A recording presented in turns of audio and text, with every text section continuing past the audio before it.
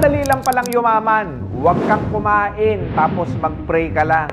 Yayaman ka na. Yan ang ginawa ni Boss Ian na kung saan hindi siya kumain at nag-pray siya at nag-manifest sa kanya ang isang negosyo na nadiskubre niya at ngayon siya na ay isang milyonaryo. Sa IA Textile, we supply different kinds of fabrics from corporate, school uniforms, and nagsusupply din tayo sa mga boutique. Ang pinupuntahan kasi ng tao pag sinabing tela sa Divisoria, mas mura pa kayo doon. Yes po, boss. And the same time, quality yung pinaka-importante sa atin. Ang labanan ngayon is pamurahan. But how about the quality? Ibig sabihin, marami kayong mga options. Kung gusto nila mura, meron din. Kung gusto nilang high-end quality, meron Yes din. po. Ian Kit Bonkowell is the founder of IA Textile Trading, a textile wholesale and manufacturing company serving institutions across the Philippines. A former international cruise ship manager, he chose to leave empty success in pursuit of peace and purpose with his family. Through season of prayer and fasting, God redirected their path toward a simple clarity. As long as people study, heal, work, and rest, textile remains. At gusto kong mapanood ninyo kung ano nga ba ang magagawa ng pananampalataya natin sa Diyos para magtagumpay tayo sa pera. Kaya hindi ko na patatagalin. Gusto kong ipakita sa inyo kung paano kaya yaman sa tela.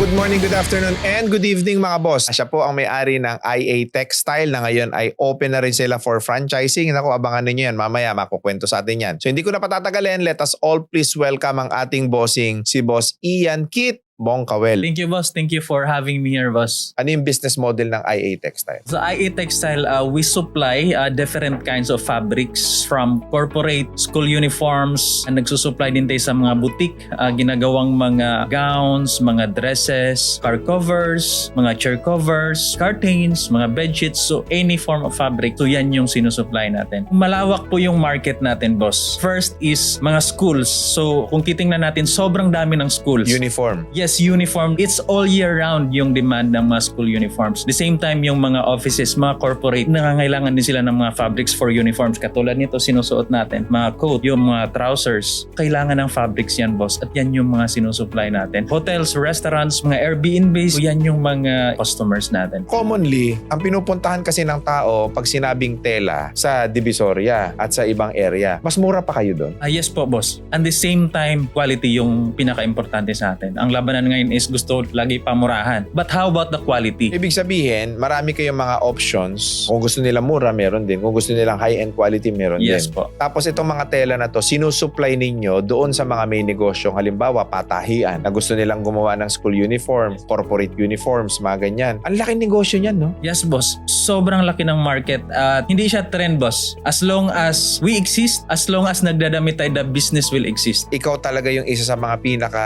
namamayagpag dito sa industriya na to pagdating dito sa Pilipinas, no? Dahil ikaw ay wholesaler na ngayon, may production ka na rin ngayon, napakalaki na ng kumpanya mo. Ngayon, ano sa palagay mo yung biggest contributor bakit ka naging successful? Naniniwala po ako na ang lahat ng ito ay katiwala ng Diyos sa atin. Binibigay namin yung best namin with all integrity, with all our might, with all our strength kasi alam namin na ito ay pinagkatiwala ng Panginoon sa amin. Kung hindi namin gagawin yung best namin, mawawala ng silbi yung pag-i-exist namin dito sa mundo. And gusto namin na syempre makatulong din sa iba. Kasi galing kami sa abroad, OFW kami kasama ng wife ko. At alam namin yung hirap na malayo sa mahal sa buhay. Pag-usapan natin, sino ba si Ian? Ako ay taga Mindanao. Ipinanganak ako ng magsasaka. Nasa bukid po yan, boss, ng Zamboanga del Norte. Maalala ko dati, boss, bago kami magkaroon ng piso, gigising na alas 4 madaling araw para magtanim ng ganito ka bloke ng mga na palayan bago ka bigyan ng piso. So doon kami nabubuhay. Dumating kasi yung tatay ko na nakulong siya. Bakit siya nakulong? Nakulong siya kasi may inaniban siya na politiko and then hindi naman din siya natulungan. So nakulong siya dahil sa baril po, boss. Illegal possession Illegal of firearms. possession of firearms. Wala ka naman kaming pera nun para mapabilis yung proseso ng kaso niya. Kaya tumagal siya sa kulungan. So after nun na-depress yung tatay ko. Gumising lang siya isang araw, tumakbo na lang bigla at nagsisigaw. Nabaliw ang papa mo. Yes, boss. Yes. Mahirap, boss, mahirap yung ayoko na maalala. And then, nung nabaliw yung papa mo na siya yung tumataguyod sa inyo, paano nyo sinuportahan ng papa nyo? Anong ginawa ninyo bilang pamilya sa kanya? Mahirap, boss, kasi nabenta yung mga bahay namin kasi kailangan na magbayad ng abogado. So, palipat-lipat kami ng bahay. Yung nanay ko, nakapasok siya sa munisipyo, pero yung sinasahod niya kinsinas, 50 pesos na lang. Di ko alam kung paano kami binuhay ng nanay ko, boss. Paano nyo inalagaan yung papa mo? Minsan tinatali siya. Dumating naman yung time na medyo kumalma na siya. Nasa bahay lang siya. And then nung medyo umuki na yung kalagayan niya, madalas na rin siya umaalis. Para nawala na rin ako ng gana mag-aral noong high school. Kasi ba't ganito? Ganyan, tinatanong mo sa sarili mo, bakit ganito yung pinagdadaanan mo? Hindi ka makafocus sa pag-aaral. Nagbubulakbol ka na lang. Kakating classes, nagbibilyaran, kasama ng mga barkada mo, naliligo sa ilog. So yun yung ginagawa naming escape dati. Sabi ko, paano kaya ako mag-aaral nito? Nagkataon na merong scholarship na in-offer, yung sa TESDA dati. And isa ako sa nag-grant nun. So nakapag-aaral ako ng college, Hotel and Restaurant Management. Oh, vocational. TESDA for 2 years kasi tumigil ako, boss eh. Kasi nag-aaral yung kapatid ko eh. Salutatorian siya. Mukhang may pag-asa ba to sa akin. Tigil muna ako, magtrabaho muna ako at siya muna yung mag-aaral. Ano naging trabaho mo nun? Meron kasi akong narinig, boss, na sabi niya na kahit 1 year ka lang pwede kang magbarko. Pinanghawakan ko yung salita na yun, boss. Tapos nag-training ako sa Cebu. BT yun, boss. Basic Safety Training sa pagbabarko. Yun yung basic requirements para makakuha ka ng Seaman's Book. After nun, sabi ko mag-apply muna ako dito sa Cebu. Walang tumanggap sa akin kahit isa. Bakit? Di ko nga alam, boss eh. Di ko maintindihan bakit walang tumanggap sa akin. Okay, sige. Ano yung mga in-applyan mo? Mga hotel, mga kiosk, mga food cart, mga lodging house. Kung ano-ano na lang, boss. Tapos sabi ko, uwi na lang ako ng Mindanao. Parang wala namang mangyari sa Sa akin Cebu dito. to, di ba? Sa Cebu, boss. Oo. So umuwi akong Mindanao. Yung nakilala ko na taga Manila, sabi niya na pag pupunta ako Manila, bibigyan niya ako ng trabaho. So pagdating ko dito sa Manila, napagalitan pa ako, boss, doon sa pinuntahan ko. Kasi sabi niya, hindi naman kita pinapunta dito Kasi wala pa akong ibibigay na trabaho sa'yo. Pero nilunok ko yun, boss. Tapos binigyan niya ako ng trabaho. Tagalaba ng mga bedsheet sa barko. Labandero ka. Labandero, boss. Pero machine naman, boss. Kami yung namamlansya, nag-aayos ng mga bedsheets, mga kumot sa barko, boss. Paano ka na-promote hanggang sa nakapasok ka sa barko? So that was 2009. So merong mga estudyante, trainee sila ng Togo under Ocean Link. Kasi mahilig din ako dati kasi siyempre HRM, yung flare tending. So medyo marunong ako konti. May nagpunta doon sa laundry shop ng mga estudyante. So may dala silang bote. Nag-flare tending sila. Sabi ko, pwede makahiram. So and then nag-try ako. Sabi nila, marunong ka pala. Baka pwede ka namin gawing guest doon sa namin, sa commencement exercise. And then pagpunta ko doon, nakita ko ng president yung sa barko, ni Grenzy Marin. Sabi niya, marunong ka pala. Next week pwede kitang pasakahin sa barko. Kasi nag-perform ako doon. Nakasakay ako, boss. Sabi niya, ako bahala sa training mo. Bayaran mo na lang pag sumahod ka. Dahil sa aksidente na may mga estudyante ron na nag-trial ka lang, na humiram ka, bigla ngayon na iba yung pihit ng buhay mo. Hindi ko alam kung paano nangyari. Pero doon po ako dinalaw, boss. Nagtrabaho ka na sa barko, sa local. Yes, boss. So, nagsimula tayo sa OGT and then naging waiter tayo doon. Then naging bartender, tapos naging head bartender ako, boss. Then naging F&B supervisor. Then naging hotel manager, boss. Ilan taong ka nagtrabaho dito sa local shipping line? 3 years mahigit, boss. And then sabi ko na parang alam mo yung fulfillment talaga pag nagbabarko. Yung international, yung cruise ship. Nag-apply ako, boss. And then natanggap naman ako. From may position ka, bumalik ka ulit ng utility sa abroad. Okay, ano shipping line? Fred Olsen Cruise Lines. So, sa UK siya nakabase pero it's a Norwegian company. World cruise yung biyahe namin pero most of the time nasa Europe kami. O di, ang sarap ng buhay mo, nasa cruise ka. Boss,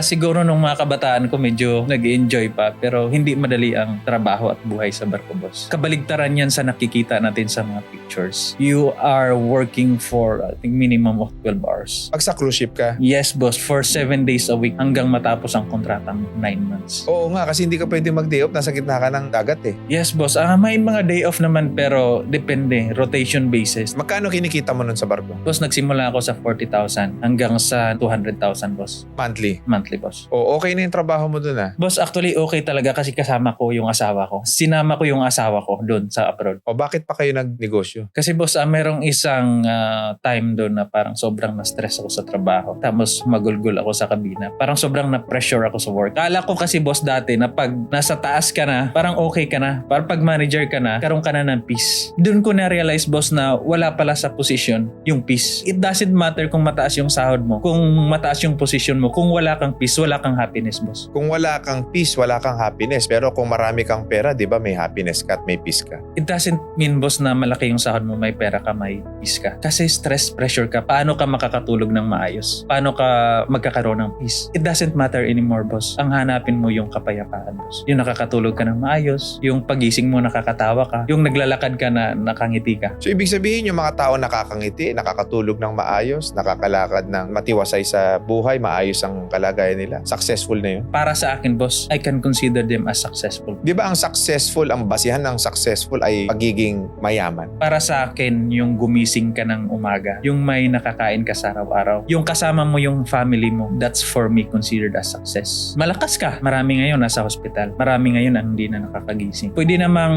marami kang pera, boss, pero wala ka nang gising. Pwede ka namang maraming pera, pero nasa hospital ka. Aanin mo yung pera, boss. The question is now, napunta ka sa kabina, iyak ka ng iyak, tama nalungkot ka. Yes, boss. So, sabi ng wife ko, kinomfort niya ako, sabi niya, this is not the right place for us. Tapos kailan kayo nag-decide na, okay, sige, ayaw na namin tong pagbabarko, baba na kami. 2019, before pandemic, nagplano na kami na ayaw na naming bumalik. Sabi namin na we are willing to start from scratch. Ganon. Yes, boss. Kasi hindi din kami nakakasimba, boss. Hindi, at least malaki income ninyo. Doon namin na-realize mag-asawa na hindi yun yung makapagbigay fulfillment sa amin. Mas okay yung kasama namin yung pamilya namin, nakakasimba kami, nakagala kami. Yung parang normal yung buhay, boss. Hindi naubos sa trabaho, boss, yung oras namin. The reason why sinasabi ko sa yan, because as we speak right now, maraming seaman ang nanonood, maraming OFW ang nanonood, and they are actually satisfied to what they are actually earning right now. I believe marami sa kanila, they also have this mindset, balang araw, makakababa din ako ng barko, makakauwi din ako ng Pilipinas. Kaso nga lang wala akong lakas ng loob kasi saan ako kikita ng ganito kalaking halaga sa Pilipinas. Minsan kasi, boss, nag-hold sa atin kung ano yung meron tayo ngayon. Parang natatakot tayong mawalan. Laging tumatak sa isipan ko yung sinabi sa Bible. We came in this world with nothing and we will be living with nothing. So, ipinanganak tayo, isinilang tayo na wala naman talaga tayo. Wala tayo kahit damit. Mamatay din tayo na walang dala-dala kahit ano. Why we are afraid to lose something? Hindi maibigay ni Lord yung malaki kasi ayaw nating bitawan yung maliit. As long as malinis yung desire mo. As long as ito ay nakakabuti para sa'yo. As long as ito ay nakakabuti para sa mga tao na nakapaligid sa'yo, boss. Hindi ka bibiguin ni Lord. Hindi ka magkukulang, hindi ka mawawalan as long as sumunod ka lang. So, nag-decide kayong bumaba. Yes, boss. 2019 during pandemic. Wala kayong ipon. Nakaipon kami konti, boss. Mga magkano? I think mga 600,000, boss. Anong negosyo binuksan niyo? Kung ano-ano, boss eh. Actually, ito ang nakakatawa, boss. Kasi yung asawa ko, yung bahay nila malapit sa Divisoria. Sabi ko, bakit ba yung mga tao dito nagpupunta? Ang sikip-sikip dito sa Divisoria, ang layo-layo. Doon ko na-realize, boss, na ang daming opportunity dyan doon sa lugar na yon. Kung gusto mong magbenta ng mga prutas, mga gulay, bagsakan, mga plastic, mga damit, andun lahat ng hinahanap mo. Sabi ko, ang laki ng opportunity dito. Kung ano-ano sinubukan ko, boss, nakakatawa, nagbenta ako online ng mga munggo, mga lastiko, nagbenta ako ng saging, pero hindi nag-workout yung prutas, boss. So, nag-try din kami ng mga bills payment, yung mga Gcash, ganyan, at saka yung mga ticketing hindi din nag-workout. So, ibig sabihin, marami kang failed business attempts. Sobrang dami, boss. Bago kami napasok sa current business namin, sabi ng wife ko, mag-pray and fasting ka. After nun, boss, after kami nag-pray and fast, sabay kami ng wife ko. Doon nag-open yung sa text. Hindi ko ma-appreciate, boss, nung una. Ibig sabihin, because of prayer and fasting, kaya kayo yumaman? Yes, boss. Yun ang dahilan? Yun yung will ni Lord para sa amin. Ano yung unang sign na textile na dapat yung gawin nyo na business? Merong bumili sa akin, boss, na isang customer online. Tapos, natuwa ako, boss, kasi parang kumita ako 600 isang transaction. Teka lang, sanay kang kumita ng 100,000. Bakit ka natuwa sa 600 pesos? Boss, kasi naisip ko, paano kung madaming transaction sa isang araw? Tapos, ang nagustuhan ko, boss, hindi nasisira. Tinupay ko lang, tapos pinadala ko, goods na. Kumita na ako, boss. So, inaral ko, boss, nung una, nag-retail lang kami. Umaangkat ka na sa mga kapitbahay nyo sa Divisoria. Tapos, hanggang na... Bibenta mo online. Binibenta ko online. Hanggang sa nalaman ko na yung sistema dyan sa Divisoria na meron palang mga nagsusupply dyan. So nakausap ko yung may-ari at eventually naging kaibigan ko. Pinautang nila ako. Ibig sabihin yung 600,000 ninyo naubos dun sa mga negosyong pinaggagawa nyo na hindi kumikita? Yes, boss. Kunti na lang natira, boss. So kung konti na lang natira, bakit hindi naging first option ninyo na magbarko na lang ulit? Kasi yan ang option na ginagawa ng marami nating kababayan. Actually, boss, parang minsan dumarating ako sa point na ganun. Paano kung babalik na lang? In-email ako ng boss sa barko. Sabi niya, bumalik ka na dito anytime. Sa kahit anong barko gusto mong sampahan. Sabi ko, hindi na ako babalik. Kahit anong mangyari, hindi na ako sasampa ng barko. Where is that faith coming from? Kasi alam ko, ever since di naman kami pinabayaan ni Lord eh. Ba't ako mag-aalala? Pinanghawakan mo yun. Yes, boss. Actually, sobrang grateful ko rin sa asawa ko kasi every time na may mga challenges kami, niluluhod namin, boss. Kasi hindi nag-workout. Niluluhod lang namin, boss. Iniiyak namin sa Panginoon, boss. boss. Paano mo na-sustain yan at paano nyo napalaki unti-unti? Nagkaroon kasi kami ng mga terms, boss. Huwa ka muna, tapos after a month or after 2 months, tsaka mo bayaran. So doon namin napaikot yung boss. Puhunan. Hindi naman naging madali ang lahat, boss eh. Maraming mga challenges eh. Doon ko nakita yung purpose ko, boss. Actually, boss, sobrang laki ng adjustment when it comes to management sa leadership. Kasi dumating na yung time na kailangan ko na mag-employ ng mga tao. Yung way of management ko leadership sa barko is iba. So yung treatment mo sa mga tao na pag nasanay ka doon sa corporate na pagkaliwa, pag kanan.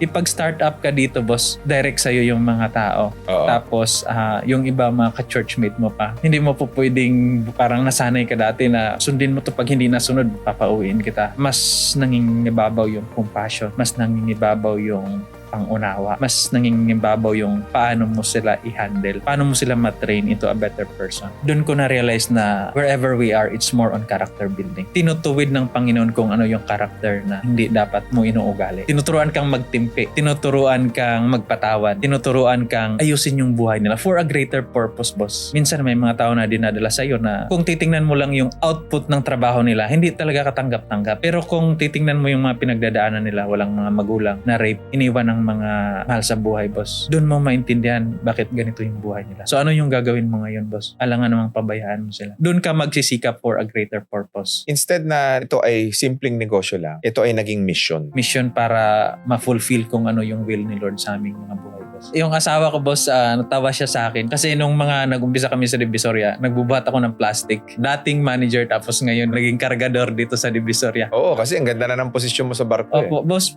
nakakot ka, may tagalaban ng damit mo, tagalinis ng kabina mo, kahit anong gusto mong kainin, kahit saan mo gustong kumain. So, ganun yung buhay mo. Tapos pagdating dito, parang magkakargador ka ng mga tinda mo. So, tinatawanan ako ng asawa ko, pero mas na-enjoy ko, boss. Bakit mas na-enjoy mo yung mas mahirap versus dun sa mas komportable? Kasi, boss, meron akong peace eh. Naging madali ang buhay mo dahil meron kang kapayapaan sa puso. Ano ang gusto mong sabihin sa Diyos na binigyan ka niya ng talino, lakas, maaaring kagalingan na dahil sa isang prayer, sa isang fasting, nangyari lahat ng mga bagay na ito? So, lagi kong hiniling sa kanya, boss, na kung hindi ito will mo, Lord, huwag mong ibigay sa akin. Okay kang mawala lahat, okay kang mag-back to zero, basta't makasunod ka lang sa Diyos. Kung hindi ito nakakabuti para sa akin, kung hindi ito nakakabuti sa pamilya ko, tanggalin mo ang lahat ng ito. Kung maliligaw lang kami ng landas at hindi kami magiging blessing sa mga tao na nakapalibot sa amin, boss, tanggalin mo ang lahat, boss. At sa pagsunod mo ba sa Diyos, magtatagumpay ka ba? Naniniwala pa ako, boss, na kaakibat ng pagsunod mo sa Kanya ay ang pagiging matagumpay, boss. Kasi marami pong verse and pangako sa Bible. The fear of the Lord is the beginning of wisdom. If you obey my law, if you keep my commandment, you will be a blessing